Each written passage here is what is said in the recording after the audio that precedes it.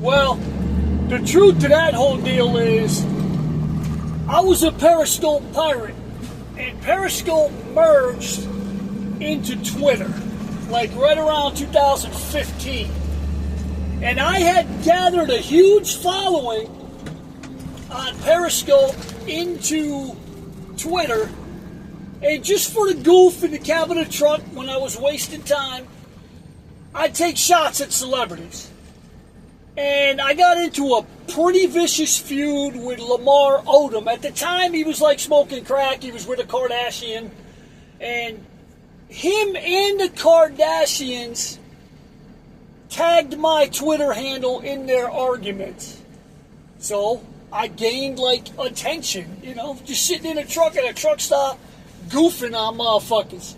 So somebody reached out to me claiming they were from a radio network. Now, my voice was never on Twitter, so, why would a radio executive want anything to do with me?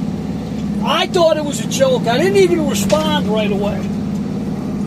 And then time went on, the person kept hitting me up, and I finally responded. And I was like, okay, what's the deal? And, I told the person, what state are you in? And the person told me, but then the person said, well, I'm actually in this state right now. And I said, that's funny. I'm in that state too. And he goes, really? We can meet. And I'm like, well, it's a big state. What town are you in? He names the town that I'm in. I said, you're there right now. He said, yeah. I said, do you know where a certain restaurant is? He goes, I'm sitting down eating right now at that restaurant. I said, take a picture real quick and send it to me. And he does. I went to the restaurant right there. We struck a deal, and it was a legitimate radio station with affiliates. He owned a bunch of stations, and he was launching an internet radio station to combine all his terrestrial radio, like his FMs and AMs, throughout New England into one place on the internet as well. And he was looking for shows to put on the internet side. And he promised to broadcast it in the middle of the night on his AM cluster. I jumped at the opportunity, and it was like a computer with a program in it. Like, I didn't go to no studio. People think I was in a studio. Like, I wasn't. I was wherever I was on Friday night. Like, legit. Sometimes in a bathroom with a computer on my lap. The first show was so big, I was on all the stations from there on out, and then when the network sold, I was gone. And I've never come back to radio because I'm not a radio guy. I would love to be, but I don't have any schooling, I have no training, so it was kind of like, almost like a false flag mission. Like, I gained some traction, I did numbers, but I was never anything because I wasn't anybody. Now, I could have definitely gone into podcasting because in reality, internet radio, when I started it, podcasting had just kind of hit in 2015. And the story that you asked about Bob Levy, so I'm signed up to do this radio show. And they're going to do it Friday nights. So they're like, you should probably get guests. I'm on Twitter. I randomly hit Bob Levy. I know who he is, Howard Stern Show, Opie and Anthony Show. He's in my area, so I've seen him in the Jersey Shore. I actually have a couple connections. I know people who know him. I reach out to him on Twitter in a DM. Hey, Bob, I'm so-and-so. I'm doing a radio show. I'd like to have you as a guest. I'd like to advertise. My Twitter at the time, I had over 100,000 followers. And I said, this is what I can offer you. I can put anything you're trying to advertise out there. I can promote you on social. I have more followers on social than you do or the people you run with do. He instantly agreed, and I got his phone number. Now, I'm sure he doesn't remember the Hollering with Hammer show. I'm sure he doesn't remember me. But I have all this information. I have all of it written down. I have his phone number. I have his address because I had to send him something. He never actually did my radio show. It didn't work out. But he said to me, I got some friends I want to put on, and I need you and your radio company to help me get my radio show launched. He was doing a radio show in New Jersey on a small watt FM. And he said, I got some co-hosts that are comedians in New York City. I want you to get them on your show too, and I want you to support my son's band. At the time, his son was in a band, I forget the name of it, but it was like he was pushing the band, he was pushing this radio show. My boss called him and taught him how to get his stuff put on iHeart. The deal was, in exchange for all this, he would do my radio show, and all of his friends would do it over the upcoming weeks. At the last minute, 1 hour before the show started, and by the way, Bob, if you hear this, I've never been upset with you. I thank you. You actually got me launched. An hour before, you called, you said you couldn't do it, and you gave me 4 phone numbers. One guy I never contacted, the last name was Conti. The next number was a Stacy Prussman.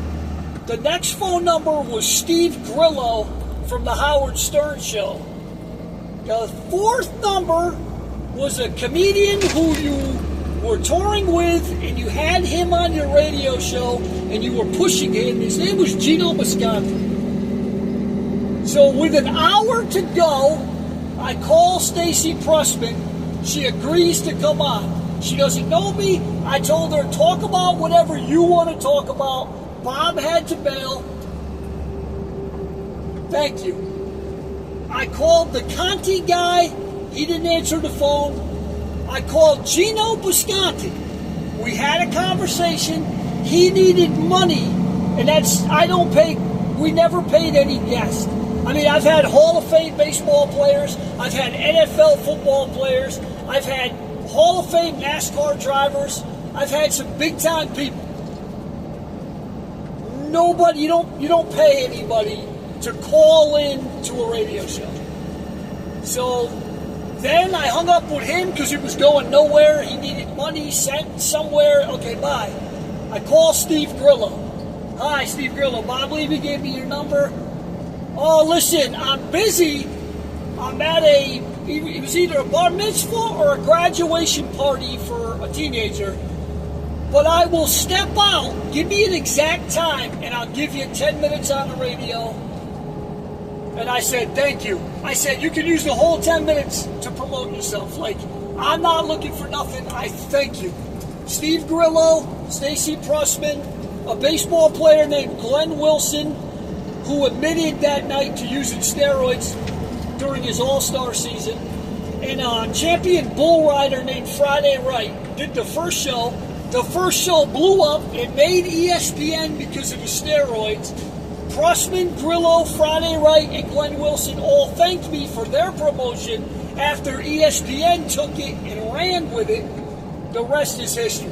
So when I hear, like, Geno Bisconte bashing Bob Levy, listen, Bob Levy, in some people's minds, did me dirty. I promoted him for 6 months before the show. He bailed 1 hour before the show. But he gave me Steve Grillo.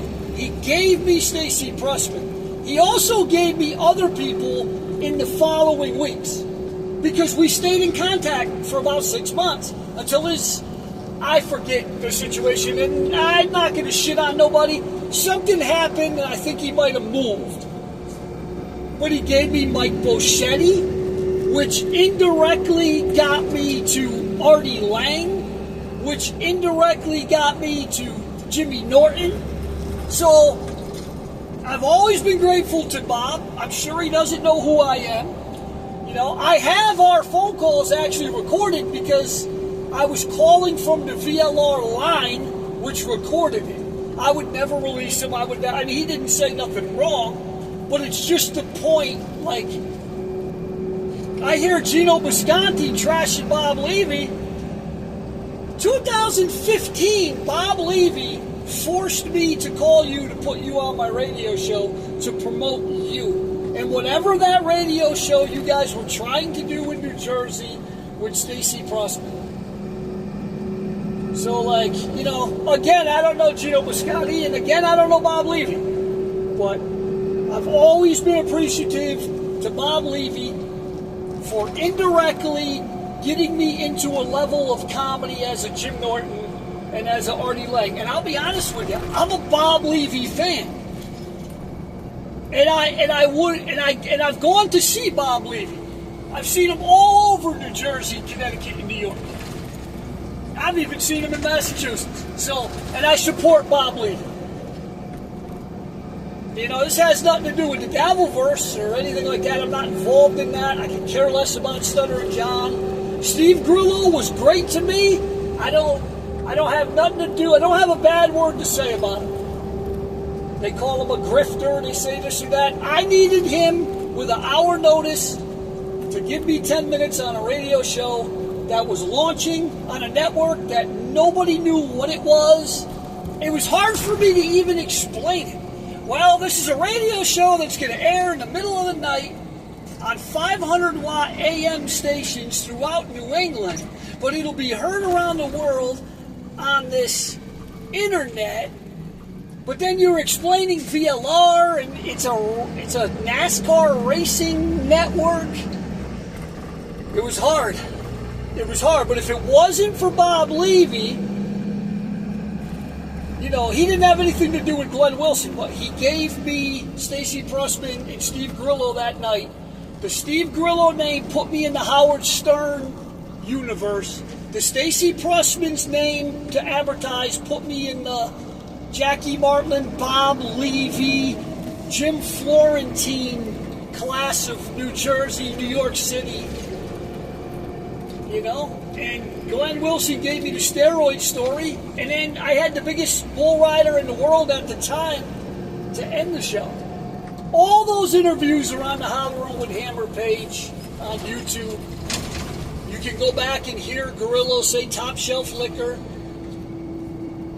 So I hear this stuff about, like, Bob Levy not being loyal and, you know, Geno. Honestly, like, I mean, I can email you the paperwork. Like, I wrote down your guys' phone numbers. Like, I called you.